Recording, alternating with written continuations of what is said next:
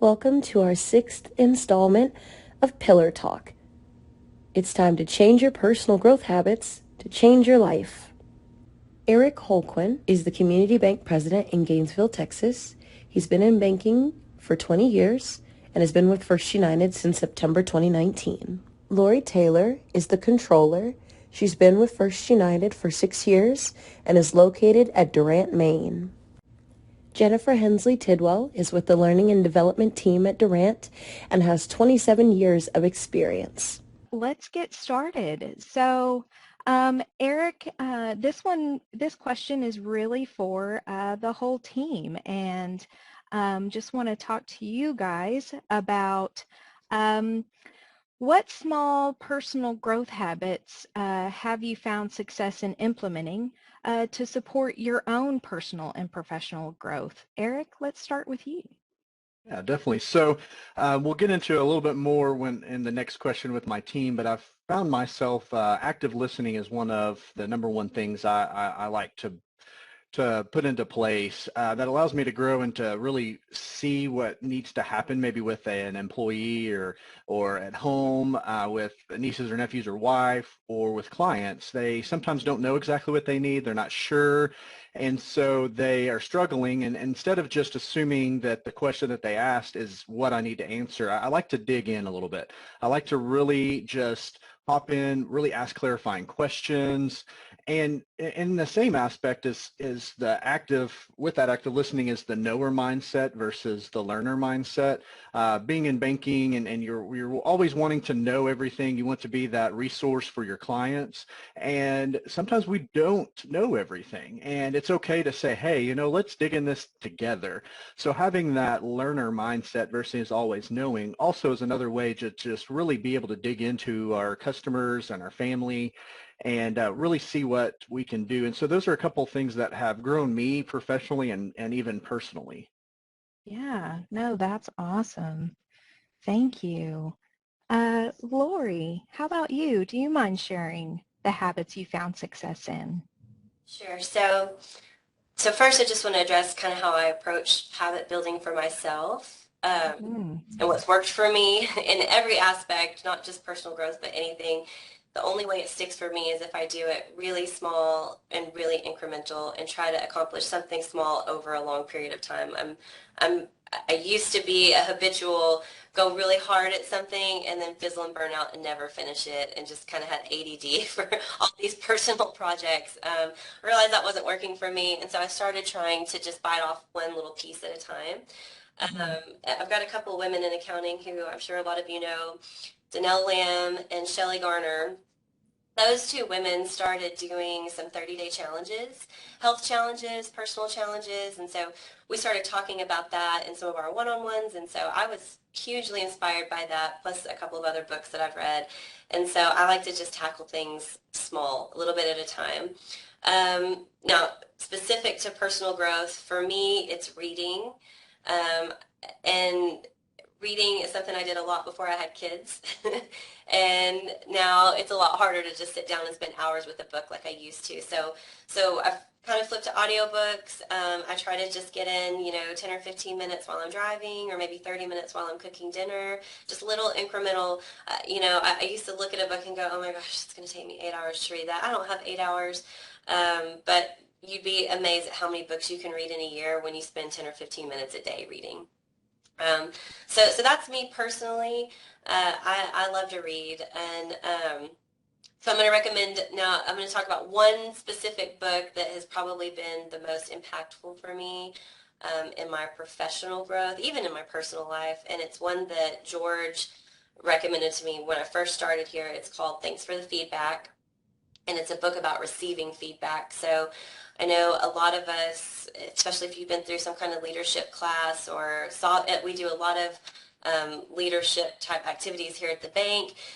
we tell managers a lot, we try to coach managers on how to give feedback, but we don't do a lot of talking about how to receive it as an individual. And you can give all the feedback if you want. If someone's not hearing it, if you're not communicating it in a way that they hear, they're not even receptive to hearing it, it's not going to be impactful. So that has changed my world of just learning how to be more receptive to what people say to me. It's kind of what, Eric's talking about, the active listening thing. Even when you get feedback all the time, and a lot of times it's things you don't want to hear. And in my experience, it's the things you don't want to hear that are the most important to act on. And then when you do act on those, it's tremendous personal growth. If you can just get through the pain of hearing these things about yourself in a way that maybe you weren't ready to hear them or didn't want to hear them, or maybe it wasn't the right tone or the right time. But usually deep down in any sort of feedback is something you can really take away and grow from. So that would be reading, and there's probably a really, really impactful book for me that I think is good for everybody. Everybody should at least work on receiving feedback. Yeah, no, absolutely. I feel like it's now on my shopping list to get that book for sure. It's still a work in process for me every day. It's never you never reach the end goal of receiving feedback. It's an everyday grind, but yeah, that's a really great one for personal growth. Yeah, absolutely. I love it. Thank you for sharing on that. Jennifer, how about you? What small personal growth habits have you found success in implementing? Yeah, well, I really appreciate the opportunity to get to talk about this, because it raised my awareness, because habits are really kind of your autopilot. And to become more aware of them, you can change your habits to a healthier version. If you have bad habits, you can change. And so it raised my awareness, and it also prompted me to research, like, what is a habit? And habits are loops. I learned this from a book called The Power of Habit, Why We Do What We Do. And they're actually loops. So you'll get a cue, and then routine, and then reward, and this just continues this loop. And in this book, if you read it for nothing else than the prologue, the story that's at the very beginning in the prologue, it is so inspiring to see the magnitude in which we can change our lives through habits.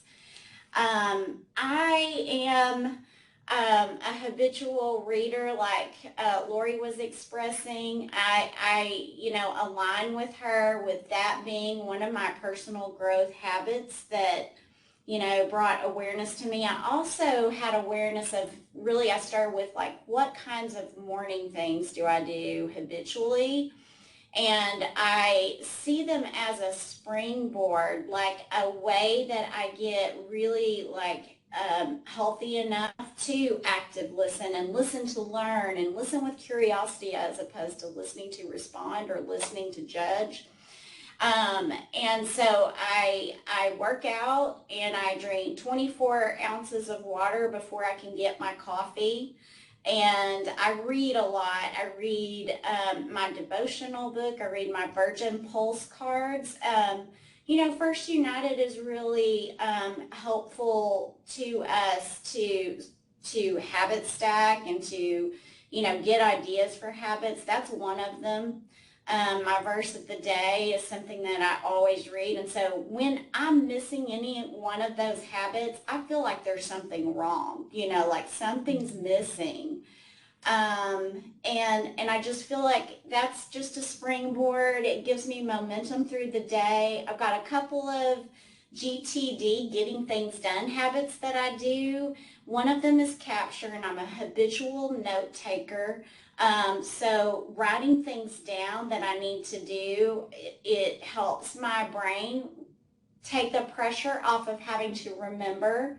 So there's a saying that your brain is for having ideas, not holding them. And also to clarify those things that I've captured. So I'm always starting with a verb, because there's this notion of either your to-do list is propelling you forward or it's making you not want to do it. And starting with a verb, an action word, it propels you forward. So those are some things that I thought of with habits in terms of personal growth. Yeah, no, that's awesome. A lot of insight there. And I love how you brought in, some of your other habits are kind of in that cycle for you, drinking your water to get the reward. So health habits and like you mentioned, when some of those habits, don't happen, then, it's hard to fulfill or create some of those other personal growth habits, how one kind of leads into the other. So appreciate that insight. Absolutely. Okay. So let's take an opportunity to move on to the next question. So Eric, for you first, what personal growth habits have you implemented or encouraged with your team? I know you're a president at a bank. So what have you done with your team that you found successful? So when coming in to the bank, I started right before COVID, and then COVID hit, and so it was kind of crazy for everyone, and trying to uh, establish that relationship with the staff as well as with the staff with each other, and keeping our head above water during all of the customers coming in and looking for us for advice. And we decided to hop in, and it's a great book from John Maxwell, and it is Everyone Communicates, Few Connect. And we went through that, and we went chapter by chapter. I had a personal coach that came in that I had used in the past. That's a John Maxwell coach, Tracy Currington. He does such a great job. And we just stepped through that book. And, we all communicate every single day. And it's not always by words. And so really honing into figuring out about connecting with each other, connecting at home. So many times my staff came in and just said, oh man, I really like this chapter. It was great for talking with my 16-year-old daughter. And then they were like, oh, I'm so sorry, we're supposed to be doing this for work. And it's like, no, that's what we're here for. Our learning mindset, and not always being the knower, being that learning mindset is what really causes us to grow personally. And so if you used every single step I told them at home, that's great, because at some point that's going to become that habit, like Jennifer was saying, and really bringing it into your forefront. So when you're in front of that client at that moment, you're ready to really connect with that client and not just do that communication. Talking about really communicating with our words and our actions. Because again, most of the things that we say can be construed if they're looking at, our facial expressions or our gestures, that we're irritated, but yet we're trying to fake it. Well, we can see that as individuals and humans. We can see when it's not sincere. So, taking those times to take a deep breath and get your mind right. But really learning to communicate by connecting. And again, just asking those active listenings, clarifying questions, and really digging into what's best for our client, and not just being that order taker. Even at home, there's times that we go through something personally, and we just don't know what to do, and maybe we're trying to ask those questions, but we just don't really know what we need. And so really just digging in and figuring out what's best. And it's been great for my team personally in their home lives, but also here at the bank as well too, as they really dig in to try to connect with our customers. Yeah, no, absolutely. Connection is key. I love that. And love how it bled through, both personally and professionally. Bring our whole selves into work. So wonderful. Lori, how about you? With your team, you have a good team here at First United, high-performing team. Share a little bit about what you have done with your team and found success in. So I partner quite a bit with Dave Parks, who's finance, and Taylor Poole, which is treasury. We're kind of all under George's umbrella.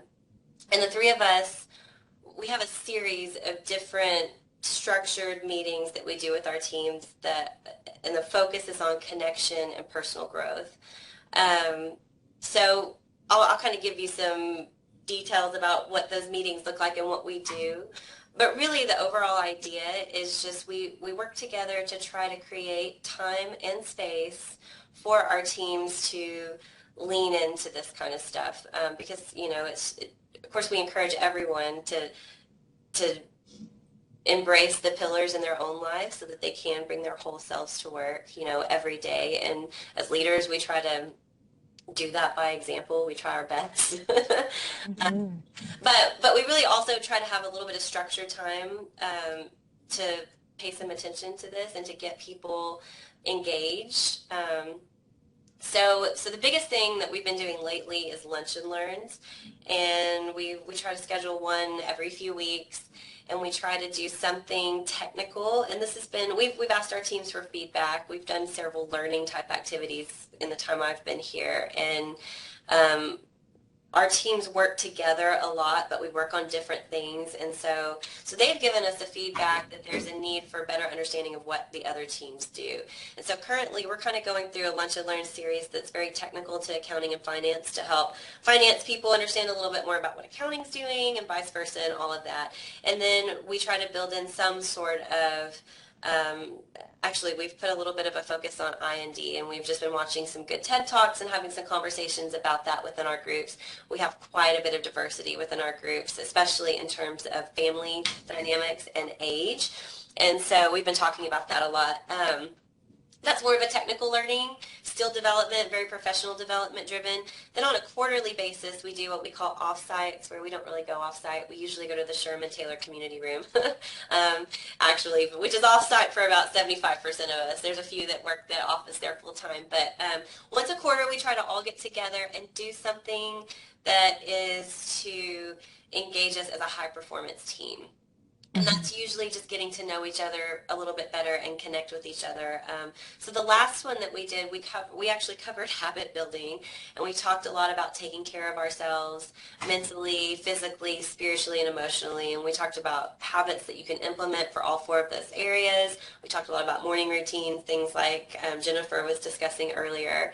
That was the focus of that. We did the one before we all went through an Enneagram workshop together, and we all tested our Enneagram types and we discussed them with each other, and Brian Wandell kind of helped us understand what all of that meant. And so that we do some book clubs. We used to do it more frequently. Now it's about once a year. We'll pick a book and we'll meet and we'll read it, you know, pieces of it at a time and get together and discuss. So those are kind of the more structured things we do, but really all of that is in service of just making some time and space to empower our people to work on themselves and whatever that might look like individually for them, and then to connect with each other and hear what our peers are doing, you know, with the person sitting next to you. What are you working on? You know, I know they can, my team can all tell you about what 30-day challenge I'm on right now, because we're talking about it in our team meetings. So really just making it to where everyone's comfortable sharing what they're doing, being inspired by each other. You know, it seems like we all want to do that, but until we actually sit down and put it on the calendar and get together, it's hard to make it happen. So.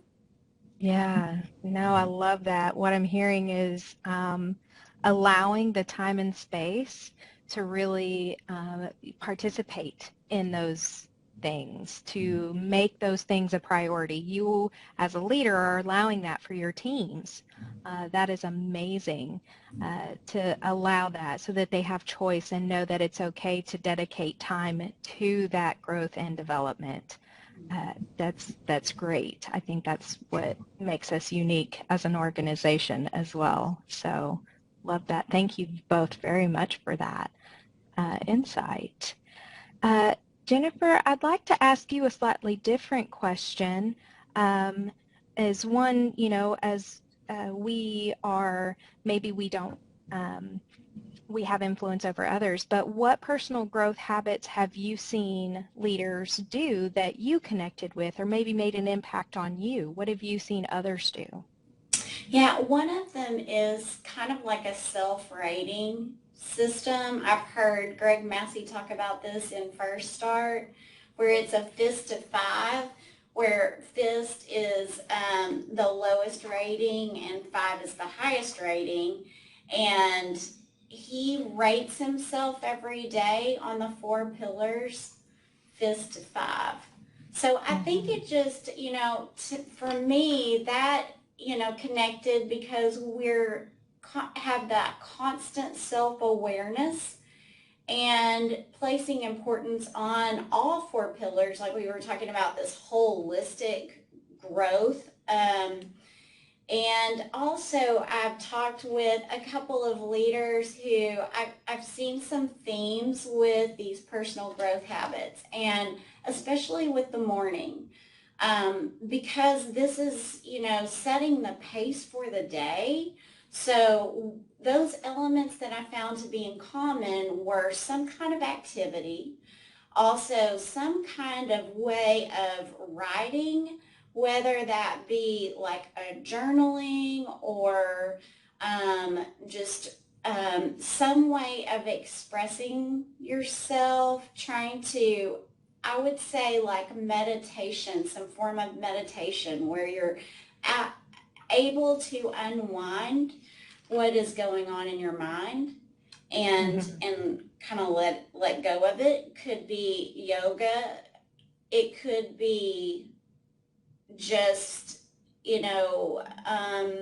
silence, whatever that is to help you unravel. And it was also a lot of hydration too in the morning. And that was, I mean, it's basic, but those are things that are basics important, to establish that foundation so that you are strong enough to grow through the day and be really open to learning. And I just tend to see the world as one great big classroom.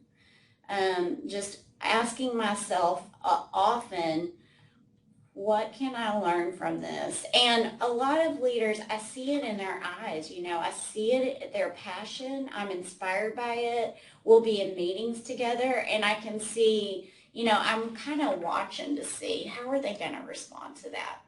And it's more just like, okay, like this openness. Have you ever worked somewhere or been in groups where you just feel like there's just some judgment coming out? And I'm just inspired often with the way we listen here. Yeah, listen to learn and versus to respond. Yeah, love that. Thank you, Jennifer. Appreciate that. I love how we are tying in, making your health a priority to support some of the habits and other growth, in personal growth or in, faith, even meditation, leading with love and loving yourself first. Which is most important, and just in keeping that top of mind. Love it. Yeah, so I love the tips that you guys have shared with us and some insights.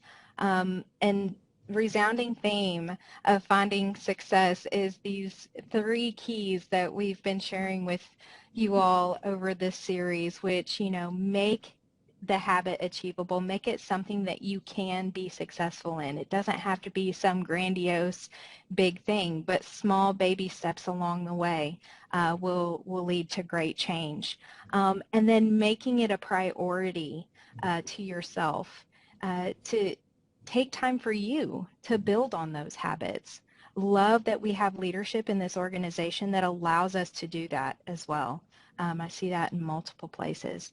And then visualize your success, because when you think in your mind, I am going to be successful at this, you are, I believe the number was 66% more likely to be successful in that thing I read somewhere. So I love that. Visualize your success. Which will lead to greater success. Right. And Just that a reminder will for everyone who's changed able lives. to take So that thank survey. you all very much for sharing your We resources. will I be know giving Jennifer away has put that in the 2 chat box for some of $25 you. Amazon gift cards Feel free to reach in a out, random of drawing. course, as So well. if We're you happy complete to that share more survey, info. then there is a benefit there to go ahead and get entered into that drawing for an Amazon gift card. I love Amazon. All right, I think our time is winding down. For that 2 minutes. So if you didn't get an opportunity to finish up, no worries at all. Feel free to take advantage of taking that survey.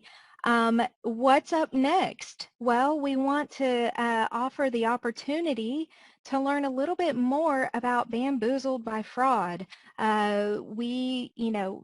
month, the opportunity, financial exploitation is the theft of money, property, and belongings, and is really the crime of the 21st century, especially with older Americans losing billions of dollars by these folks. And so hopefully you can join us or encourage your friends and family members to join us at August 25th at noon as we present this Bamboozled by Fraud webinar, Safe Banking for Seniors. We will have special guest Elaine Dodd of the Oklahoma Bankers Association, who is a former FBI agent. So she will have some very unique stories and insight to share with everyone. Feel free to take a picture with your phone, this link, so you can sign up. I know more information will come out about how to sign up for this webinar, so just want to encourage you folks to do that. Few minutes here. Any last opportunity for Q&A for our friends that we have on the call today? I think we have an opportunity in chat. Thank you, Miss Denise. Love that. A number for people to call because we have seniors that do not use QR codes or links. We will definitely look into that and provide additional resources for them to sign up. Thank you for that call out, Denise. Absolutely. Good, wonderful. Thank you, Gabby. Awesome. Well, thank you all so much for attending the webinar today.